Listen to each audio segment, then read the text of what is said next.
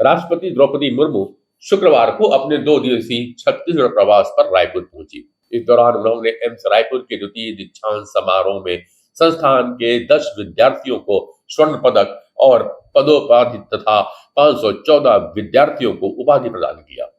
इस अवसर पे उन्होंने कहा कि हमने वर्ष 2047 तक भारत को विकसित राष्ट्र बनाने का लक्ष्य रखा है। आपके कार्य विकसित राष्ट्र बनाने में निर्णायक भूमिका निभाएंगे।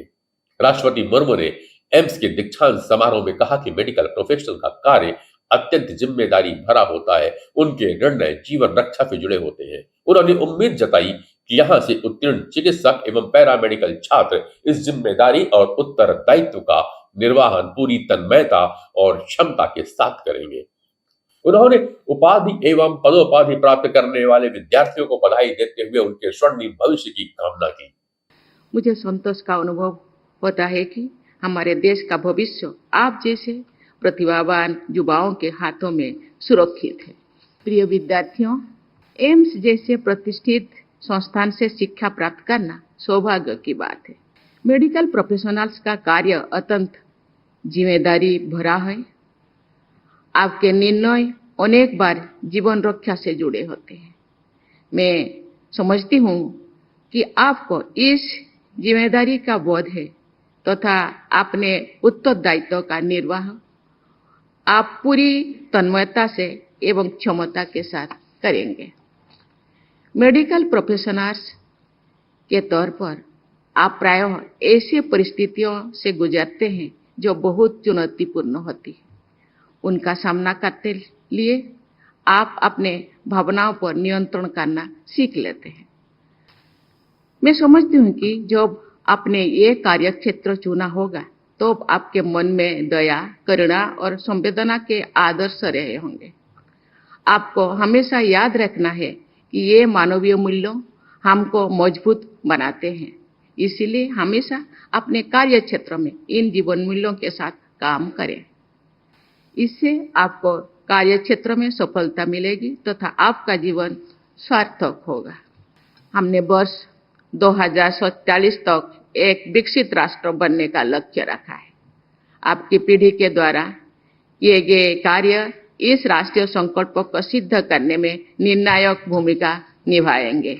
एनआईटी रायपुर के 14वें दीक्षांत समारोह को संबोधित करते हुए राष्ट्रपति मुर्मू ने इस बात पर भी प्रकाश डाला कि कैसे आर्टिफिशियल इंटेलिजेंस विभिन्न क्षेत्रों में युवाओं के लिए अवसर खोल देगा। शुक्रवार को उन्होंने कहा कि एआई पूरी दुनिया के लिए प्राथमिकता वाला क्षेत्र बन गया है। यह उभरती हुई टेक्नोलॉजी विभिन्न क्षेत्रों में युवाओं के लिए व्यापक अवसर खोलेगी। राष्ट्रपति ने इसके साथ ही यह भी कहा कि इंटरडिसिप्लिनरी अप्रोच इंजीनियरिंग क्षेत्र में इनोवेशन को प्रोत्साहित करेगा।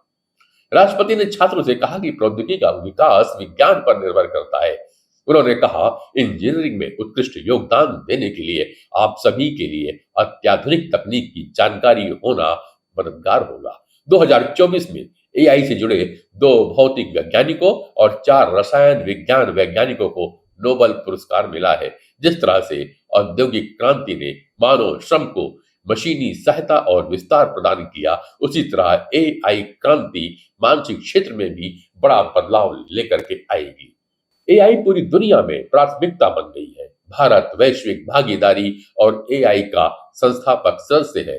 सामाजिक, राजनीतिक, आर्थिक, रणनीतिक और अन्य क्षेत्रों पर गहरा प्रभाव पड़ेगा। उन्होंने कहा कि स्वास्थ्य सेवा क्षेत्र में टेक्नोलॉजी का इस्तेमाल लगातार बढ़ रहा है। उन्होंने इस बात पर जोर दिया कि दोनों क्षेत्रों इंजीनियरिंग और हेल्थ के छात्रों को इंटरडिसिप्लिनरी कोऑपरेशन पर सक्रिय रूप से काम करना चाहिए। उन्होंने कहा कि डिजिटल इंक्लूजन के क्षेत्र में भारत की सफलता ने दुनिया को चौंका दिया है। हमारे देश में ऐसे अन्य उदाहरण प्रस्तुत करने की संभावनाएं और क्षमताएं ज्यादा है। राष्ट्रपति द्रौपदी मुर्मू ने सभी स्टूडेंट्स को मानवीय मूल्यों के साथ काम करने की सलाह दी। राष्ट्रपति ने कहा कि देश के सभी नागरिकों तक स्वास्थ्य सेवाएं पहुंचाने के लिए भारत सरकार लगातार काम कर रही है। आयुष्मान योजना से लोग लाभान्वित हो रहे हैं। मेडिकल कॉलेज की सीट भी बढ़ाई गई है। नए एम्स बनाए गए हैं। एम्स कम खर्च में अच्छी हेल्थ केयर और एजुकेशन देते हैं। एम्स से लोगों का विश्वास जुड़ा हुआ है, इसलिए दूर दूर से लोग एम्स में इलाज कराने आते हैं। राष्ट्रपति ने कहा कि हम एक ऐसे युग से गुजर रहे हैं जिसमें आधुनिक प्रौद्योगिकियां मानव जीवन को तेजी से प्रभावित कर रही है। दूर दराज के इलाकों में रहने वाले लोगों के कल्याण के लिए ऐसी तकनीकों का इस्तेमाल किया जा सकता है। हम एक ऐसे दौर से गुजर रहे हैं जिसमें आधुनिकतम टेक्नोलॉजीज हमारे जीवन को बहुत तेज गति से प्रभावित कर रही है। सुदूर क्षेत्र के लोग के कल्याण के लिए इन आधुनिकतम टेक्नोलॉजीज का उपयोग किया जा सकता है। ये वर्ष की बात है कि एम्स रायपुर इस दिशा में प्रयासरत है। एम्स रायपुर द्वारा किए जा रहे इन कार्य से सामुदायिक स्वास्थ्य में सुधार होगा तथा नागरिकों का जीवन बेहतर होगा। प्रिय विद्यार्थियों, आपको वंचित वर्गों की सेवा के कार्य को प्राथमिकता देनी होगी। जो लोग साधन संपन्न होते हैं उनके पास अनेक विकल्प हो सकते हैं, लेकिन वंचित वर्ग के लोगों की आशाएं आप पर ही टिकी होती है। इस मौके पर मुख्यमंत्री विष्णुदेव साय ने कहा कि आज छत्तीसगढ़ के लिए बहुत बड़े गौरव का दिन है। छत्तीसगढ़ की 3 करोड़ जनता राष्ट्रपति का स्वागत कर रही है। रायपुर एम्स की आधारशिला अटल जी के कार्यकाल में सुषमा स्वराज ने रखी थी। उनकी बदौलत आज रायपुर को एम्स की सौगात मिली है। हमारी कोशिश है कि छत्तीसगढ़ मध्य भारत का मेडिकल हब बने। 4 नए मेडिकल कॉलेजों के भवन निर्माण के लिए 1020 करोड़ से अधिक की राशि स्वीकृत की जा चुकी है। एम्स रायपुर के छात्र छात्राओं के लिए आज का यह दिन जितने गौरव का दिन है, मेरे लिए भी यह उतने ही गौरव का दिन है। भारत की माननीय राष्ट्रपति श्रीमती द्रौपदी मुर्मू जी की यहाँ विशेष उपस्थिति ने इन क्षणों को ऐतिहासिक बना दिया है। मैं छत्तीसगढ़ के 3 करोड़ लोगों की ओर से राष्ट्रपति जी का हार्दिक स्वागत करता हूँ। अखिल भारतीय आयुर्विज्ञान संस्थान रायपुर के साथ हमारे पूर्व प्रधानमंत्री भारत रत्न स्वर्गीय अटल बिहारी वाजपेयी जी की स्मृतियां जुड़ी हुई हैं। वे छत्तीसगढ़ राज्य के निर्माता हैं। उनके प्रधानमंत्रित्व काल में तत्कालीन केंद्रीय मंत्री स्वर्गीय सुषमा स्वराज जी ने रायपुर में एम्स खोलने का प्रस्ताव रखा था और जगह का चयन भी उन्होंने ही किया था। यह एम्स उन्हीं की चुनी हुई जगह पर निर्मित है। यह संस्थान छत्तीसगढ़ के साथ साथ महाराष्ट्र और ओडिशा के लोगों के लिए भी वरदान है।